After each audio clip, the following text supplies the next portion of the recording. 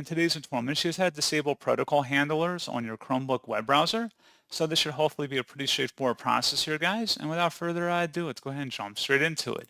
So all you have to do is open up your Chromebook browser and select the menu icon up at the top right, and then go down and select Settings. On the left side, select Privacy and Security, and then underneath Privacy and Security, select Site Settings. Scrolling down underneath Additional Permissions, you want to expand that, and then select Protocol Handlers, and select Don't Allow Sites to Handle Protocols, and that's what you have to do.